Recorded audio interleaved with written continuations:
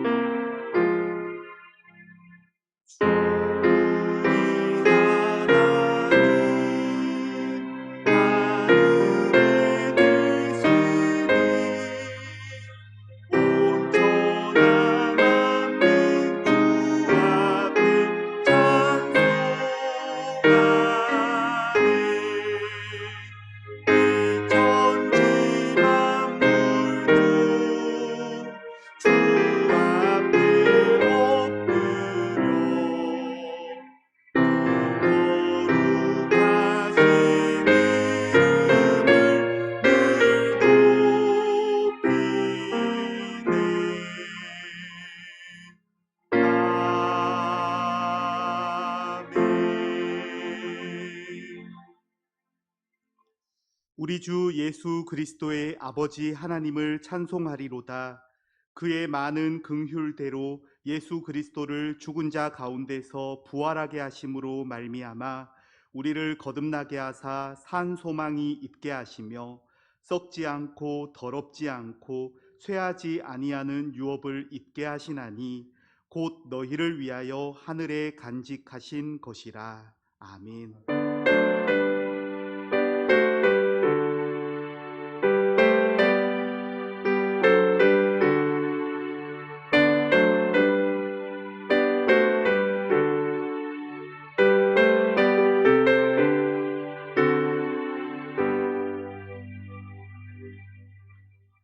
찬송을 받으시기에 합당하신 하나님, 하나님의 은총 속에 실록이 짙어가는 계절이 되었습니다. 이처럼 복되고 좋은 날 저희들에게 하나님을 경외하는 마음을 심어주시고 또한 건강한 육체를 허락하셔서 주의를 지키며 영과 진리로 예배하게 하시니 감사드립니다. 기쁨으로 하나님을 섬기며 노래하면서 주님 앞으로 나아가오니 저희가 드리는 예배를 받아 주옵소서. 이 예배를 통해 여호와는 우리 하나님이신 것을 알게 하시고 우리는 하나님께서 택하신 백성이요 기르시는 양인 줄을 깨닫게 하옵소서. 예수님의 이름으로 기원하옵나이다. 아멘.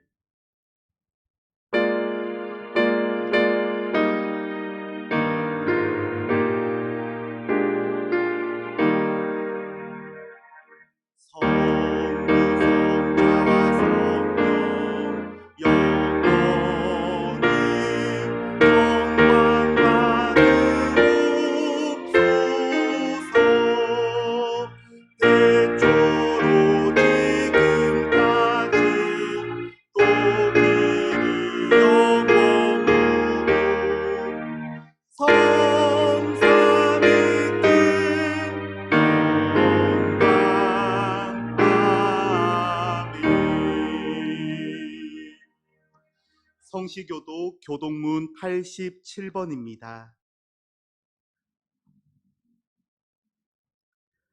또 내가 새 하늘과 새 땅을 보니 저 하늘과 처음 땅이 없어졌고 바다도 다시 있지 않더라.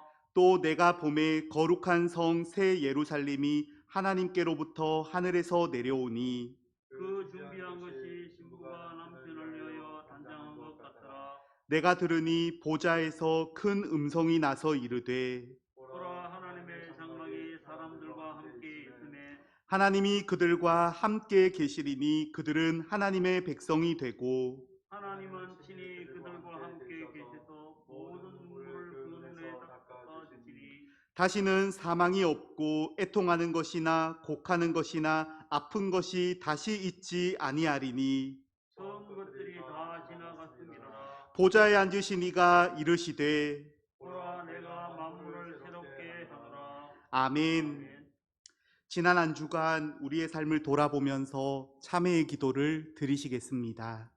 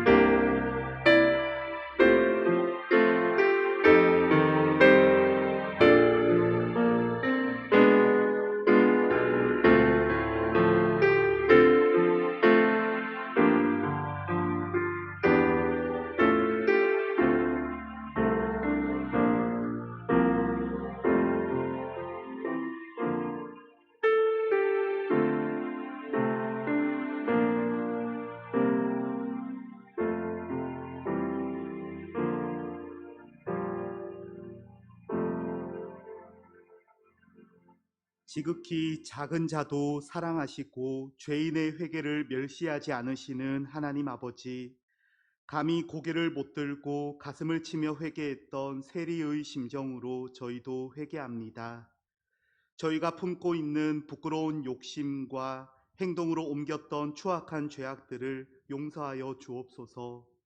죄와 더불어 먹고 마시며 은밀한 죄악을 즐겼습니다. 사람들이 모르니 하나님도 모르실 거라 생각하며 죄의 자리를 떠나지 않았습니다. 교회에서는 경건한 외모를 보이며 지냈으나 세상에서는 추한 본성을 드러내며 살았습니다. 주님, 감히 고개를 들지도 못하고 가슴을 치며 회개하오니 이 죄를 용서하여 주시고 모든 죄에서 구원하여 주옵소서. 예수님의 이름으로 참회하며 기도드립니다. 아멘. 사죄의 확신의 말씀입니다. 그가 빛 가운데 계신 것 같이 우리도 빛 가운데 행하면 우리가 서로 사귐이 있고 그 아들 예수의 피가 우리를 모든 죄에서 깨끗하게 하실 것이요. 아멘. 사도신경으로 신앙 고백 드리겠습니다.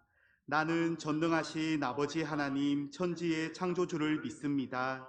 나는 그의 유일하신 아들 우리 주 예수 그리스도를 믿습니다. 그는 성령으로 잉태되어 동정녀 마리아에게서 나시고 본디오 빌라도에게 고난을 받아 십자가에 못 박혀 죽으시고 장사된 지 사흘 만에 죽은 자 가운데서 다시 살아나셨으며 하늘에 오르시어 전능하신 아버지 하나님 우편에 앉아 계시다가 거기로부터 살아있는 자와 죽은 자를 심판하러 오십니다. 나는 성령을 믿으며 거룩한 공교회와 성도의 교제와 죄를 용서받는 것과 몸의 부활과 영생을 믿습니다. 아멘.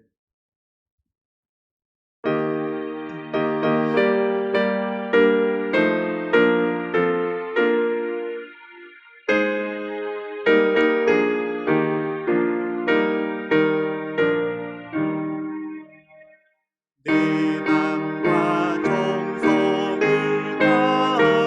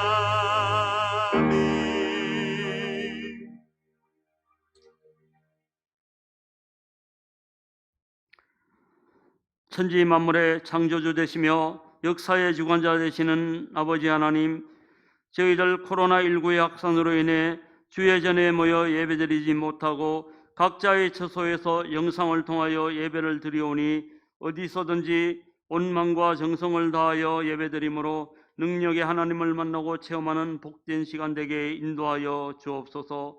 예배 가운데 우리의 마음가짐이 영적으로 나태해지지 않도록 주여 붙잡아 주옵소서. 하나님 아버지, 지난 한 주간 저희를 하나님의 날개 안에 품어주셔서 세상의 위험으로부터 지켜주시고 일터와 일용할 양식과 살아가는 데 필요한 것들을 때맞춰 허락해 주신 것 감사합니다.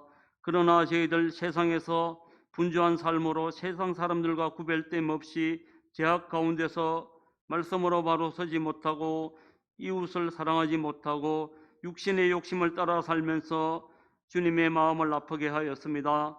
저희들의 허물과 죄를 그리스도의 보혈로 씻어 깨끗게 하여 주옵소서. 언제 끝날지 모르는 코로나19로 인하여 이 나라 많은 백성들과 한국 교회들이 어려운 가운데 처해져 있습니다. 이 시련을 잘 이기고 나아갈 수 있도록 하나님께서 역사하여 주옵소서. 교회가 한 걸음 더 세상을 향해 나가 위로와 힘이 되는 교회, 진정한 사랑과 복음을 전하는 교회 되게 하옵소서. 성도들은 주님만 바라보며 기도와 간구로 위로받고 평안과 감사가 넘치게 인도하여 주시옵소서. 안전한 백신 접종이 오늘이 진행되어 집단 면역력이 형성되므로 코로나가 종식되고 속히 일상이 회복되도록 은혜를 베풀어 주시옵소서. 우리 교회에 연로하신 어르신들 코로나19의 위험으로부터 지켜주시사 영육간에 강건하게 하옵시고 소망의 삶을 누리게 하옵소서. 육신의 아픔으로 병중에 계신 여러 환우들에게 하나님의 도우심으로 위로와 회복의 은혜가 있게 하옵소서. 오늘도 군 복무 중인 청년들을 눈동자와 같이 지켜 보호하여 주옵소서. 코로나의 위기 가운데서도 열방을 향해 복음을 전하시는 선교사님들, 그들의 눈물 어린 기도와 헌신, 베푸는 사랑이 하나님의 나라가 확장되어지는 열매로 맺어지게 하옵소서. 우리 교회가 매주 반찬 섬김의 사역을 통하여 이 지역에 예수님의 향기를 나타내며 많은 사람들을 구원의 길로 인도하게 하옵소서. 다음 세대를 위하여 믿음과 사랑으로 아이들을 가리키고 양육하는 교회학교 교육자와 교사들에게 건강과 지혜와 능력을 허락하여 주시사 맡은 일 잘 감당하며 하나님의 기이 있으시는 교육자와 교사들에게 하여 주시옵소서. 이기 가운데 있는 교회학교 어린 영혼들이 믿음으로 잘 양육되어 장차 한국 교회와 이 나라를 위해 세계를 위해 선한 영향력을 미치며 크게 쓰임받게 하옵소서. 역사의 주인이 되시는 하나님, 미얀마가 군부와 경찰에 의해 인명피해, 전염병, 가난과 궁핍으로 고통받으며 어려움에 처해져 있습니다. 주여, 더 이상 소중한 생명을 잃는 일이 없고 평화의 소식을 들을 수 있도록 주여 도와주옵소서. 이 나라의 위정자들에게 불완전한 국내외 정세와 남북관계를 잘 판단하고 대처할 수 있는 지혜를 허락하여 주옵소서.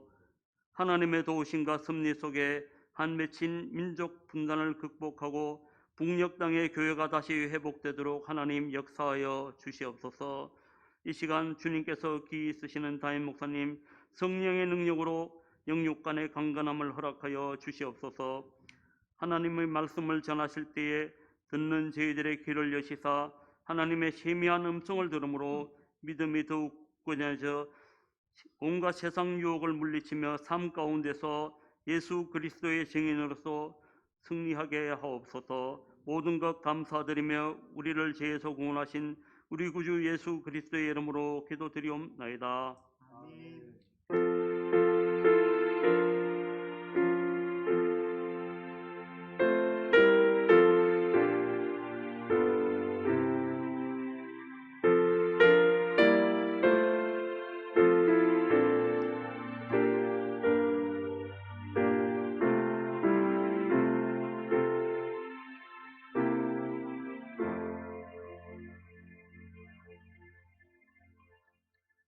오늘 우리에게 주시는 하나님의 말씀은 요한 1서 3장 16절에서 24절 말씀입니다. 요한 1서 3장 16절에서 24절 말씀입니다. 그가 우리를 위하여 목숨을 버리셨으니 우리가 이로써 사랑을 알고 우리도 형제들을 위하여 목숨을 버리는 것이 마땅하니라. 누가 이 세상의 재물을 가지고 형제의 궁핍함을 보고도 도와줄 마음을 닫으면 하나님의 사랑이 어찌 그 속에 거하겠느냐. 자녀들아, 우리가 말과 혀로만 사랑하지 말고 행함과 진실함으로 하자. 이로써 우리가 진리에 속한 줄을 알고 또 우리 마음을 주 앞에서 굳세게 하리니, 이는 우리 마음이 혹 우리를 책망할 일이 있어도 하나님은 우리 마음보다 크시고 모든 것을 아시기 때문이라. 사랑하는 자들아, 만일 우리 마음이 우리를 책망할 것이 없으면 하나님 앞에서 담대함을 얻고 무엇이든지 구하는 바를 그에게서 받나니, 이는 우리가 그의 계명을 지키고 그 앞에서 기뻐하시는 것을 행함이라. 그의 계명은 이것이니 곧 그 아들 예수 그리스도의 이름을 믿고 그가 우리에게 주신 계명대로 서로 사랑할 것이니라.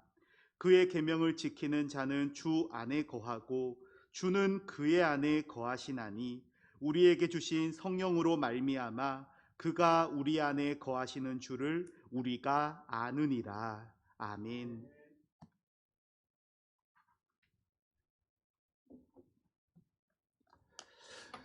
할렐루야. 주님의 이름으로 축복합니다. 우리 서로 함께 우리 가족들을 바라보면서 인사하겠습니다. 사랑하고 축복합니다. 사랑하고 축복합니다. 네. 교회 소식을 전해드리겠습니다. 계속해서 이렇게 비대면이 이어지고 있습니다.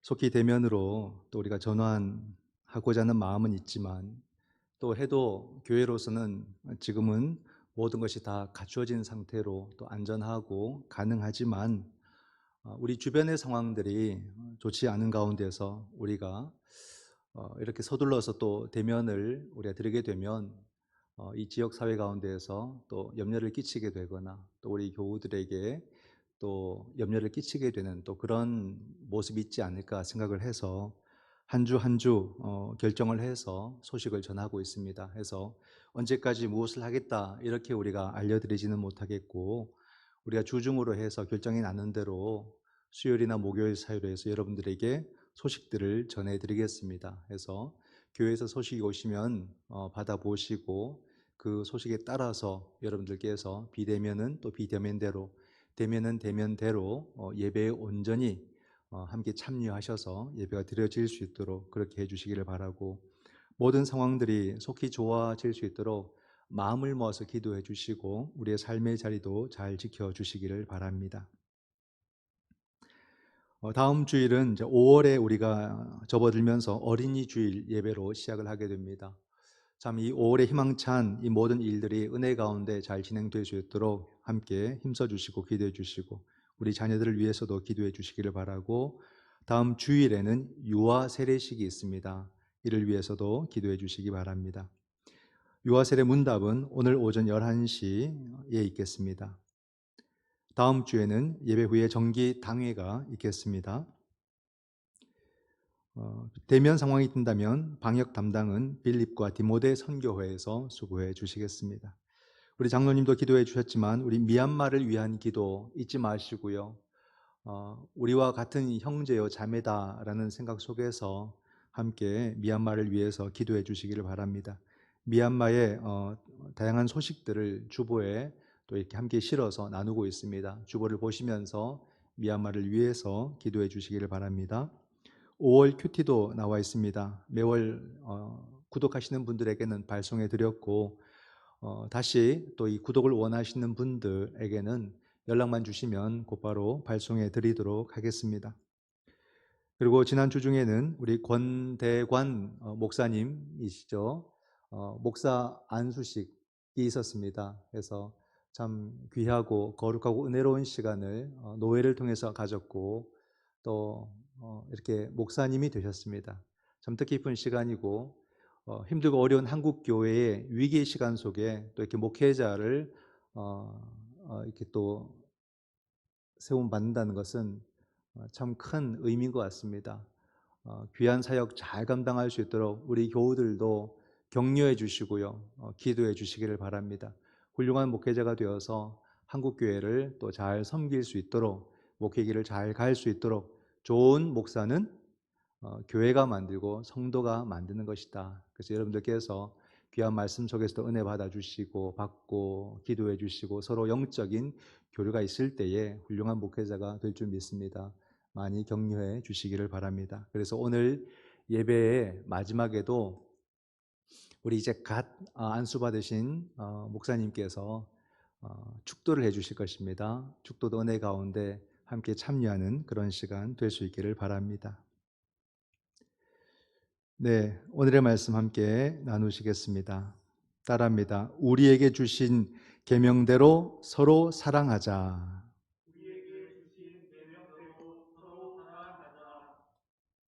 네, 비대면 상황 속에서 우리는 영상으로 또 예배를 드리게 됩니다. 방역 지침이 자꾸 하나씩 더해지고 있습니다. 그래서 우리가 대면 예배가 되면 제가 마스크를 쓰고 설교를 또 다시 해야 됩니다. 꼭 마스크를 착용해 달라는 그런 권면에 또 연락도 왔었습니다. 해서 영상으로서는 제가 마스크를 이렇게 벗고 말씀을 전하고, 대면 예배가 되면 다시 또 마스크를 착용해서 말씀을 전하게 됩니다. 모든 것이 순전히 잘 이루어질 수 있도록 함께 기도해 주시면 감사하겠습니다. 이런 질문으로 한번 말씀을 시작을 해볼까요? 오늘날 우리가 그리스도인으로 살아간다는 것, 이건 어떤 느낌일까?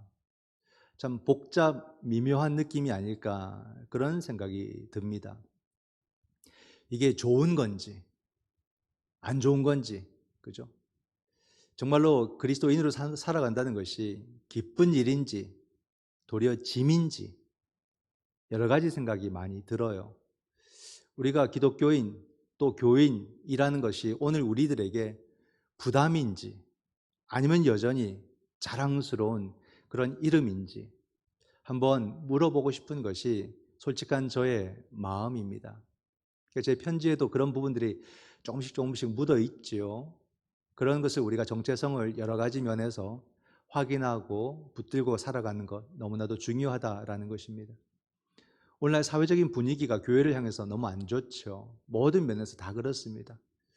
교회가 무슨 이게 손톱에 박힌 가시처럼 그렇게 여겨지는 그런 시대가 아니겠는가. 너무 교회를 불편하게 여기는 그런 시대. 이것이 교회 안에서도 나타나서 그리스도인들 중에도 교회가 불편하고 교회가 실망스러운 그런 모습을 많이 갖게 되어서 그런 일들로 인해서 나타나는 하나의 현상이, 특별한 현상이 있죠. 그게 뭐겠습니까? 가나안 성도라는 말 잘 알죠?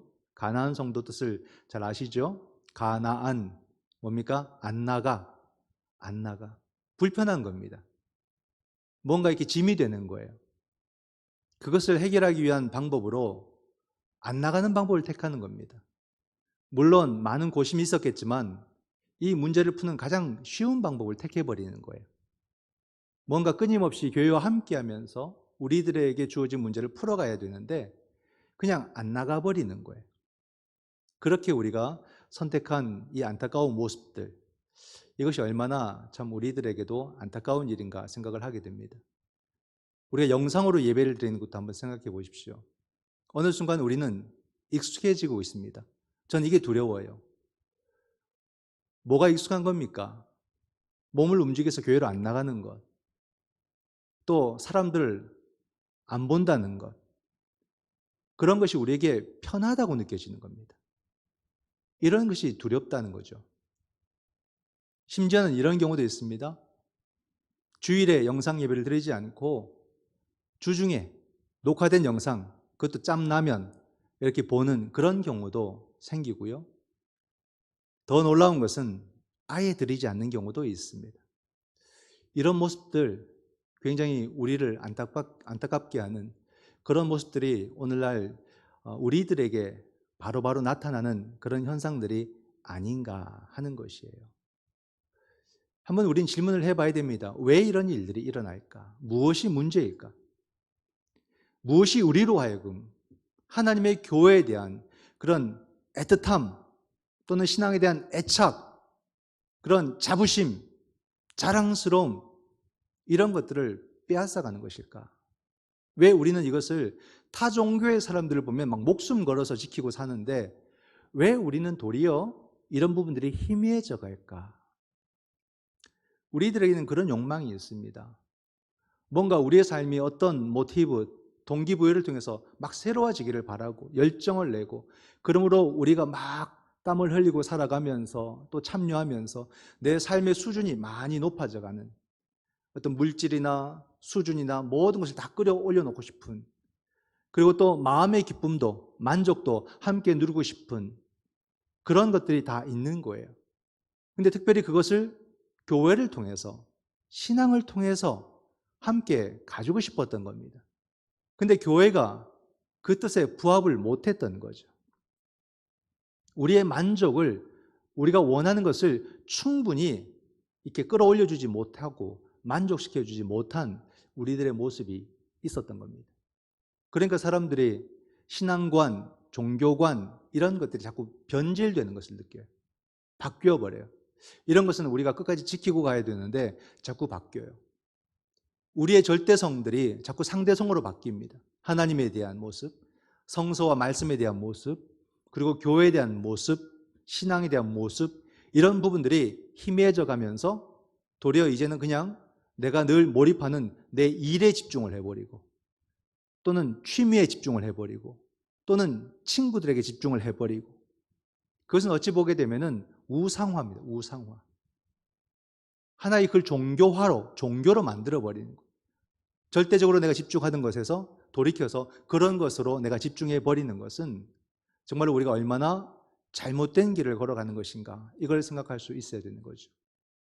그렇다면 여러분, 이런 모습이 우리 속에서 있다면 정말로 이렇게 되면 기독교는 사라지는 것이고 교회는 문을 닫는 것일까?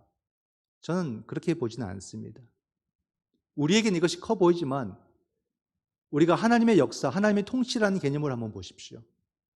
그렇게 본다면 오늘 우리들의 문제는 부분적인 문제고 지엽적인 문제로 보일 수가 있습니다. 하나님의 통치는 우리가 원하는 이런 일들과 시간들에만 머물러 있는 것이 아니라 하나님의 역사는 세계와 역사와 온 우주를 통치하시는 하나님의 역사입니다.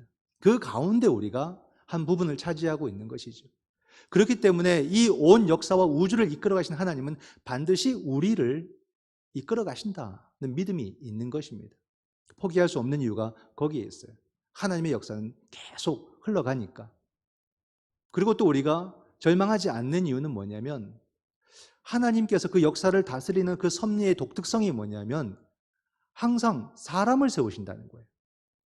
하나님의 전지전능하신 능력으로 초자연적인 역사를 쫙 베푸셔가지고 그 역사를 보란 듯이 이루시면 얼마나 쉽고 멋있고 좋겠습니까? 그런데 하나님은 그렇게 안 하신다는 겁니다. 항상 연약해 보이는 사람을 굳이 부르시고 세우셔가지고 사람을 통해서 일을 하시는 게 하나님 역사의 참 특징입니다. 그렇지 않습니까? 우리가 새벽으로도 묵상합니다. 80세 된 노인 모세를 불러서 쓰시는 거예요. 또 그보다 나이 더 많은 형 아론을 불러서 그 놀라운 출애굽의 역사를 하나님이 쓰시는 겁니다. 참 놀라운 일입니다. 주님은 그 12제자, 많이 배우지도 못하고 많이 가지지도 못한 그 12명의 사람들, 그 사람들을 불러서 쓰시는 거예요. 인간적인 상식으로서는 이해가 안 되는 부분이에요. 그러나 여러분, 사람을 불러서 쓰시지만 하나님이 하시는 일이기 때문에 가능하더라 이 말입니다. 놀랍죠? 하나님께서는 사람을 부르시는데 많은 사람을 불러서 하시는 게 또 아니에요. 어찌 보면 소수입니다. 이게 남은 자 사상이죠. 남은 자 사상. 기드온이 많은 사람들을 불렀지만 하나님은 다 돌려보내고 300명만 남깁니다. 미디안의 수십만 대군을 또 싸워야 됨에도 불구하고 300명만 남기는 거예요. 이게 하나님의 방법.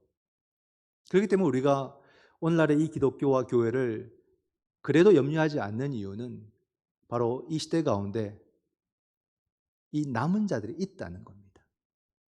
그럼에도 교회를 포기하지 않고 예배를 포기하지 않고 그러므로 이 예수 신앙으로서 오늘의 삶을 희망적으로 바라보고 도전하는 남은 자들이 곳곳에 있다는 겁니다.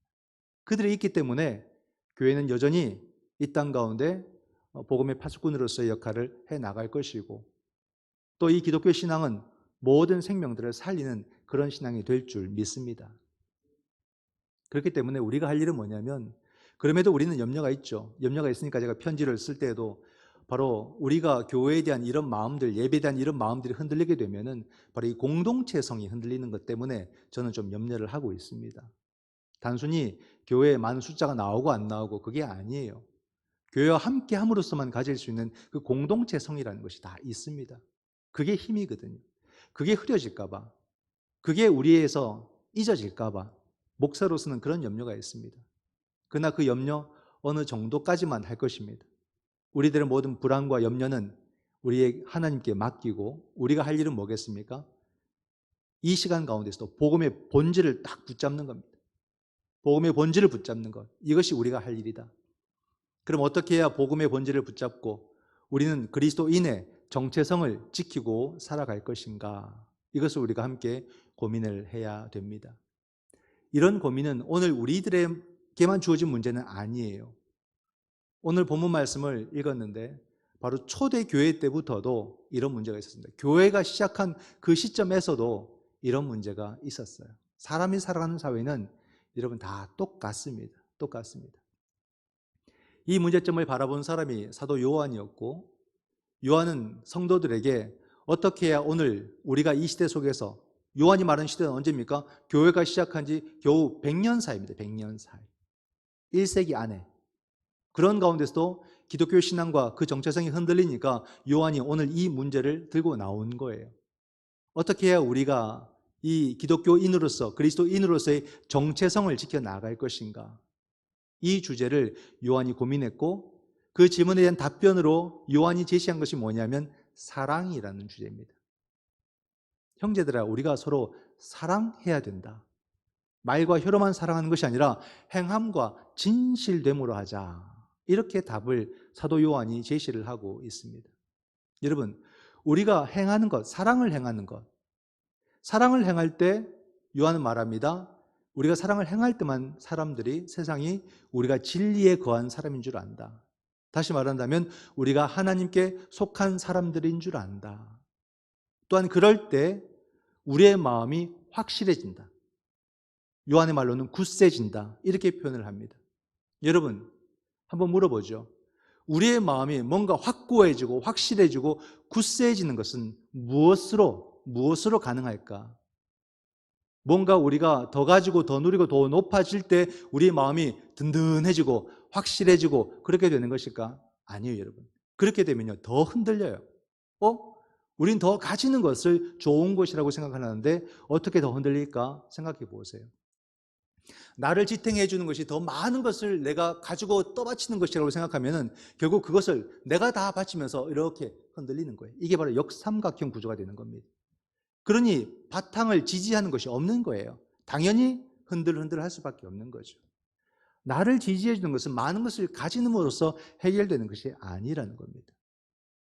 그러나 그리스도인으로서 우리는 어떤 모습으로서 이 확실함에, 확고함에 들어갈 수 있냐면 무엇을 가지든지 무엇을 누리든지 어떤 지위에 있든지 우리는 하나님을 바라보게 됨으로써 우리는 안정된 삶, 확고한 삶을 살 수 있는 겁니다. 이게 바로 정삼각형의 구조가 되는 거죠.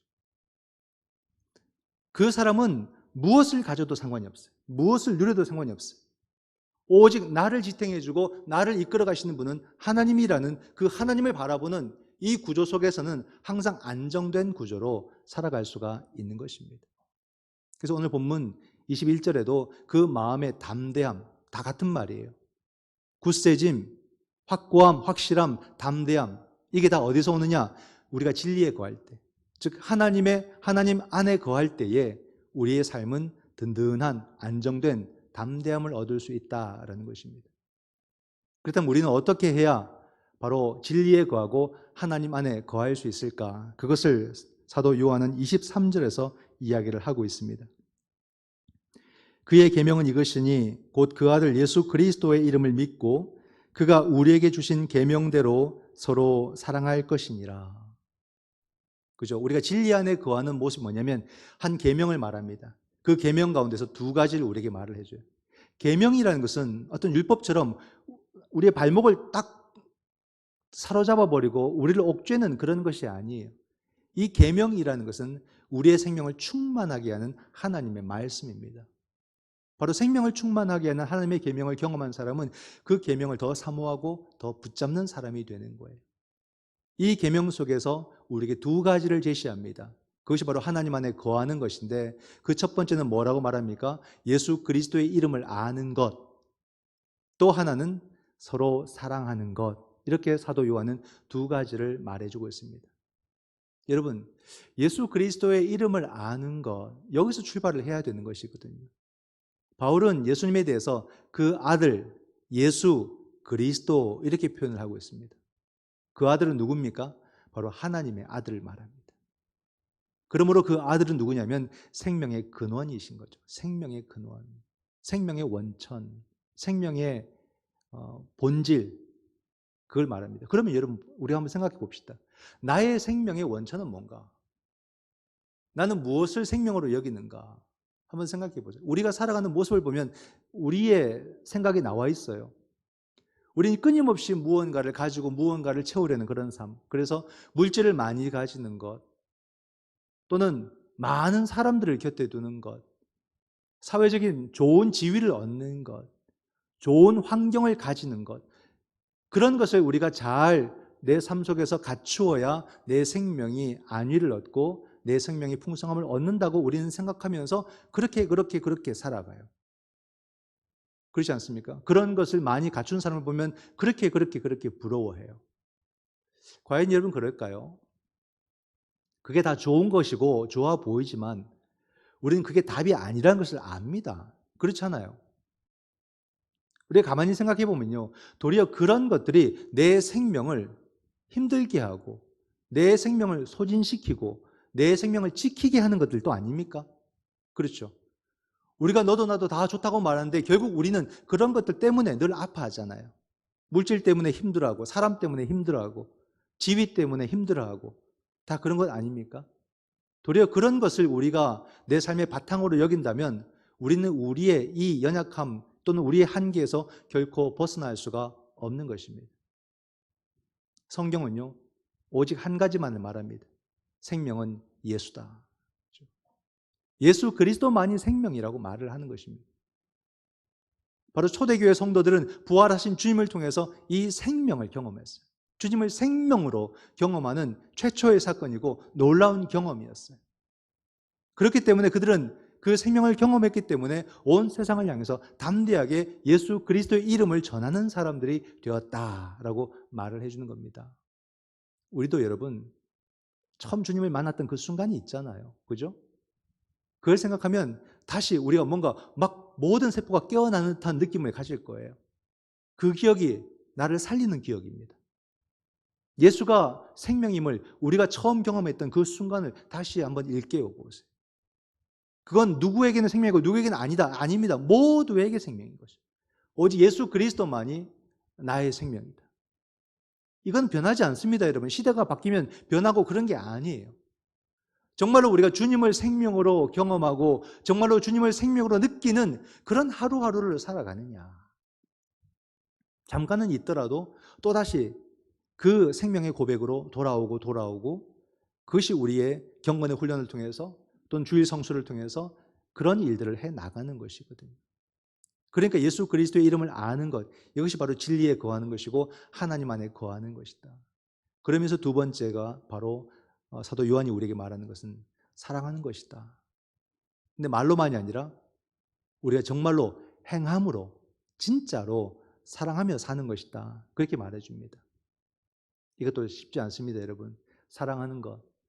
우리가 가장 쉽게 말하는 것, 많이 말하는 것이 사랑이죠. 노래도 드라마도 소설도 영화도 전부 다 사랑이라는 주제에서 벗어나지 않습니다. 그만큼 사랑이 중요하기 때문에 그래요. 그런데 우리의 사랑은 가만히 한번 보세요. 이 사랑도 저 사랑도 가만히 한번 보세요. 전부 다 give and take입니다. 주고받음. 이 관계 속에서 이루어지는 사랑이에요. 이게 안 되면요, 사랑 금방 식습니다. 실망합니다.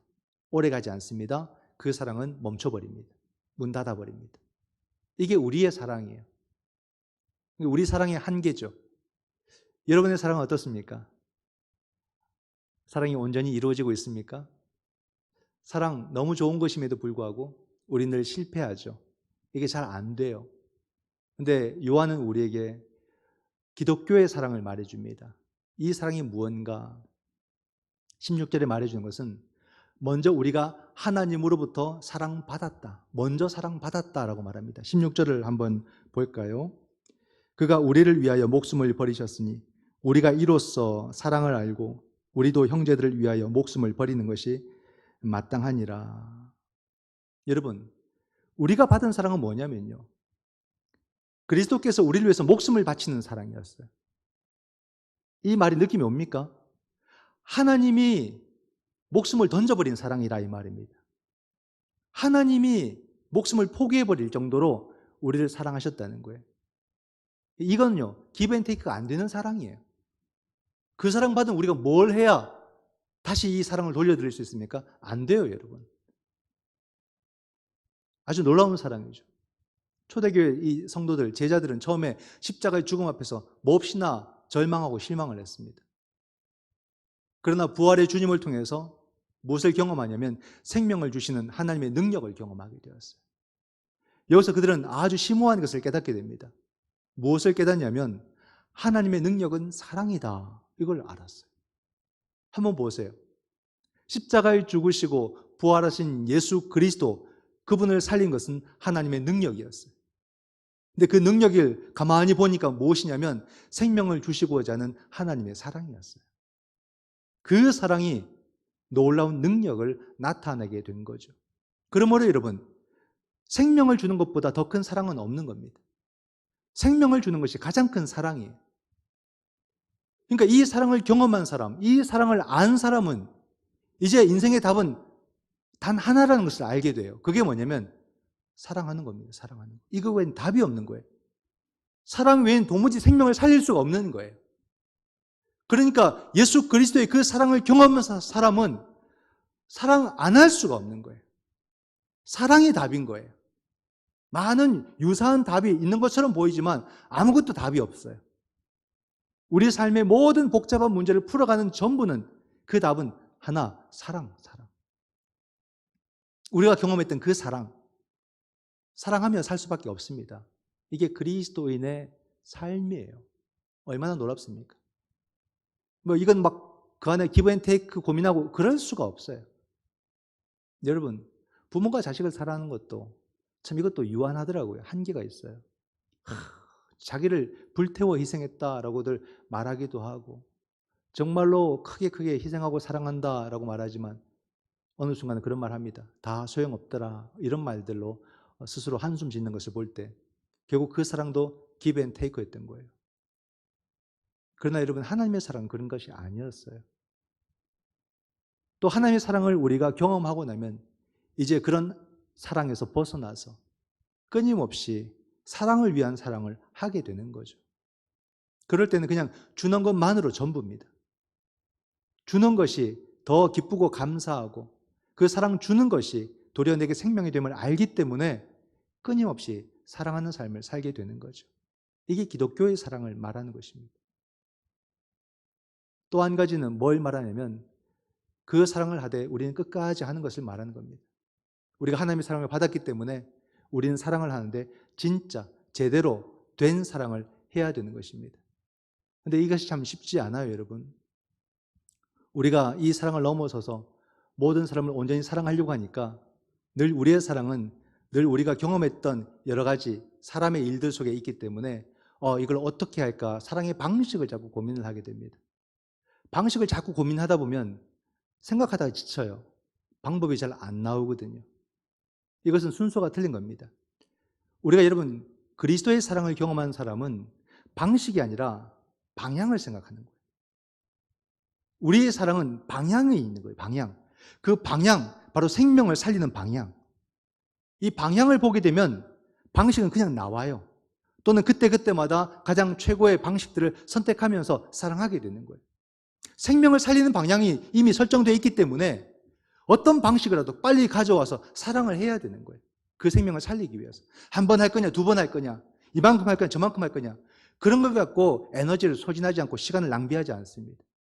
속히 그 생명을 사랑함으로 생명을 살리는 것이 우리가 해야 될 일이기 때문에 그때그때마다 우리는 지혜를 내면서 생명들을 살리는 사랑을 해 나가게 될 것입니다.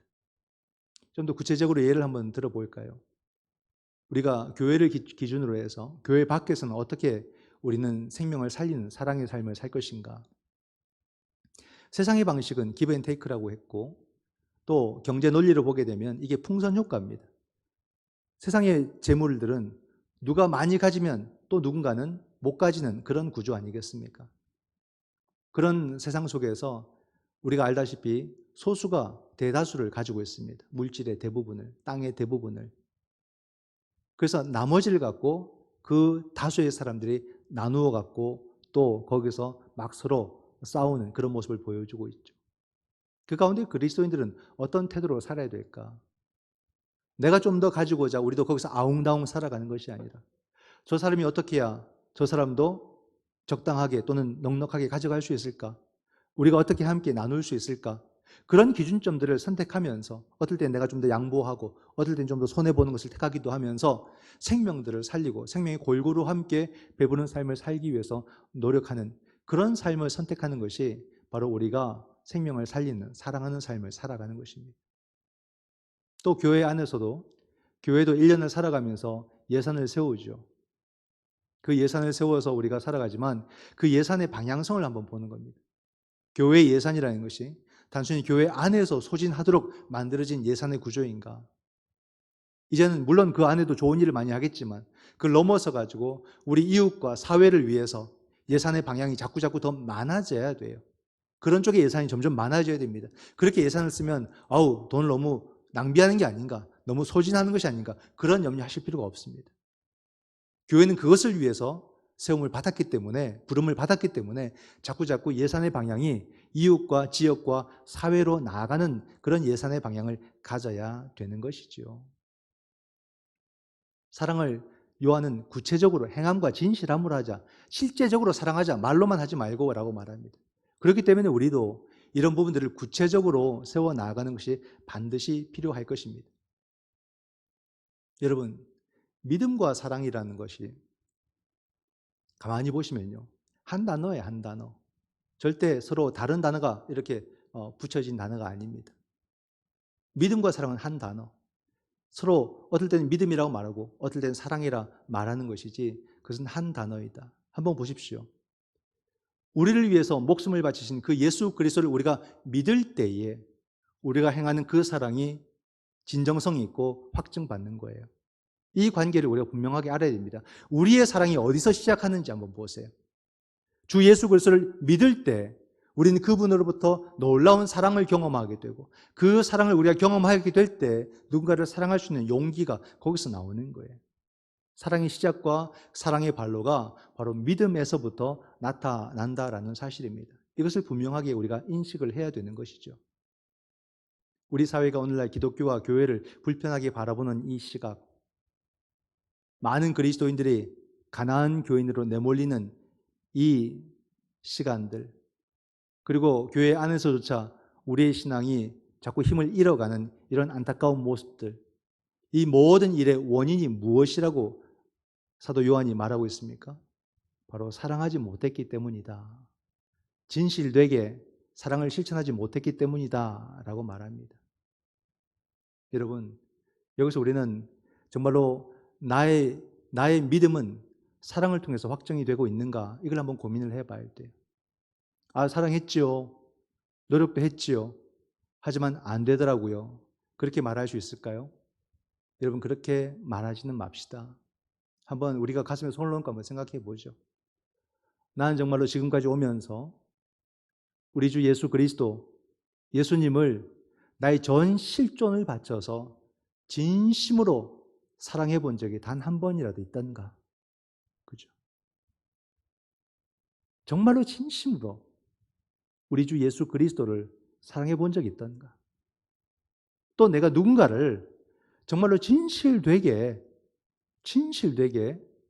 사랑해 본 적이 있던가 한번 생각해 봐야 됩니다. 사랑하는 성도 여러분, 여러분들의 믿음을 여러분들의 사랑을 통해서 확증하시기 바랍니다. 우리가 살아가는 그 자리에서만 나의 믿음은 확증될 것입니다. 그 믿음이 어떤 모습으로? 생명의 충만함을 경험하고 그리고 죄와 사망에서 해방된 그 자유와 안위를 우리는 어디서 내가 사랑을 실천하는 그 자리에서 확증하게 될 것입니다. 이게 바로 부활절의 신앙입니다. 여러분들의 그 믿음을 여러분들의 사랑을 통해서 나타내시기를, 그러므로 진정한 생명과 자유의 삶을 누리시기를 주님의 이름으로 축원드립니다. 아멘. 기도하겠습니다. 사랑의 아버지 하나님, 은혜 감사드립니다.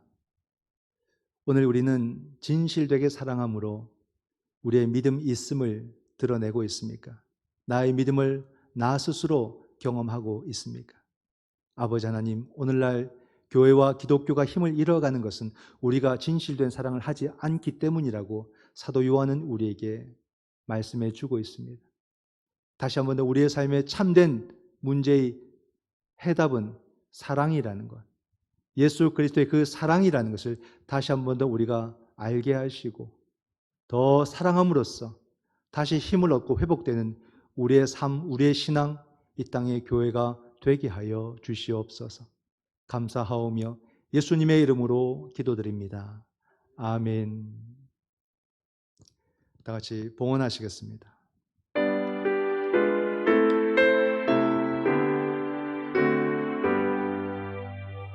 나의 생명 드리니 주여 받아주셔서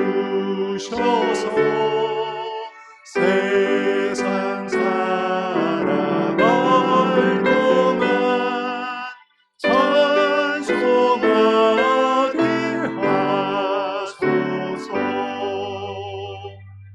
하소서.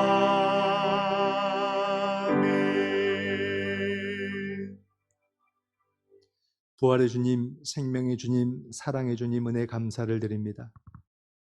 생명을 주시기까지 우리를 사랑해 주셔서 그 사랑의 힘으로 우리를 다시 살리시고 우리의 모든 삶을 넉넉히 감당할 수 있도록 용기 주시니 감사를 드립니다. 우리의 삶이 그 사랑의 은총 때문에 이토록 많은 열매들이 있고 또 하루하루를 기쁨과 감사 가운데 살아가게 됩니다. 그 은혜 감사하여 우리 주님 앞에 귀한 예물 구별하여 드리오니 우리 주여 기뻐 받아 주시옵소서. 이 예물 또다시 수많은 생명들을 사랑하는 곳에, 그러므로 그 생명을 살리는 곳에 우리 주여 사용하여 주시옵소서. 사랑을 알지 못해 사랑받지 못해 아파하고 눈물을 흘리는 많은 생명들이 있습니다.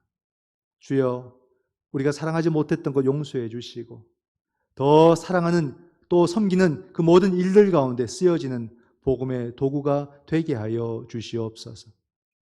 예물들의 모든 손길들과 그들의 마음들을 우리 주님 기뻐 받아주시고 저들의 모든 삶의 자리가 날마다 우리 주님의 그 사랑을 체험받는 자리가 되게 하시고 그 사랑의 기쁨과 감격과 그 크기를 알아 이제는 그 사랑을 끝까지 행하며 살아가는 우리 성도들의 삶의 자리가 되게 하여 주시옵소서.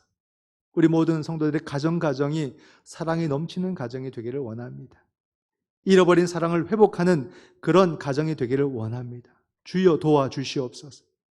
가족을 통해서 다시 그 사랑을 회복할 때 직장과 사회 속에서도 그 사랑을 다시 우리가 행하면서 더 많은 생명들을 사랑할 수 있도록 도와주시고 또 우리가 그 사랑을 내가 택한 사람만이 아니라 내가 원하는 사람만이 아니라 모두에게 나누며 베풀 수 있도록 은혜를 더하여 주시옵소서.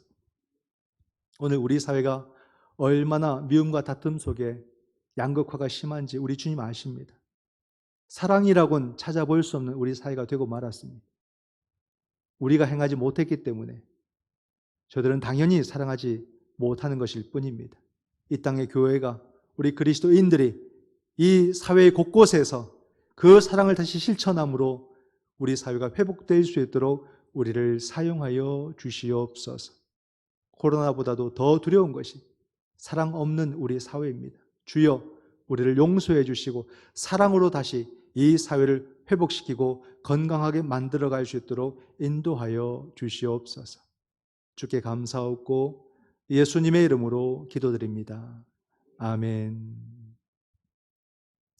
결단의 찬양 드리겠습니다.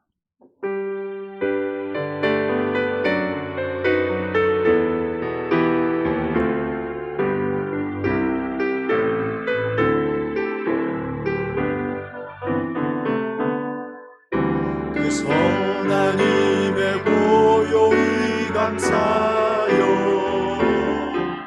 그 놀라운 평화를 누리며 나 그대들과 함께 걸어가네. 나 그대들과 하늘을 여네. 이 고요함이 깊이 번져갈 때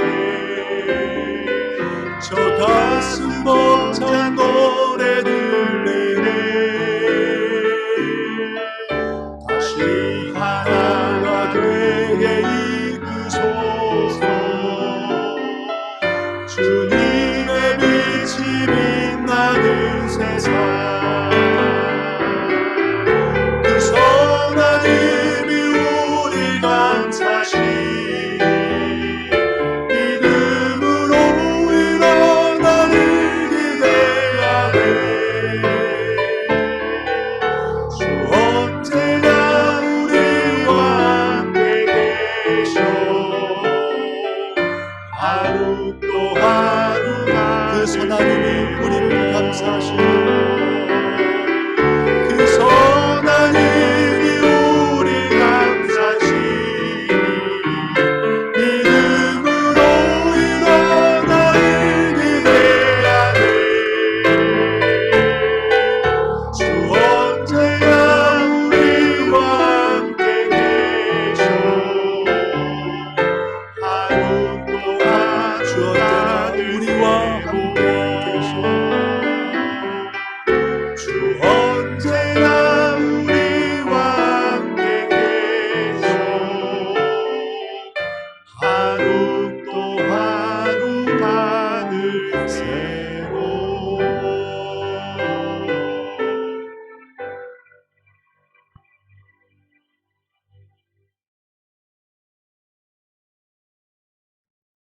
지금은 우리 주 예수 그리스도의 은혜와 하나님 아버지의 무한하신 사랑과 성령 하나님의 위로 교통하심이 주님의 계명대로 서로 사랑하며 주님과 함께 동행하는 삶을 살기로 결단하는 사랑하는 주의 자녀들과 각 가정 위에 지금부터 영원토록 함께 하시기를 간절히 축원하옵나이다.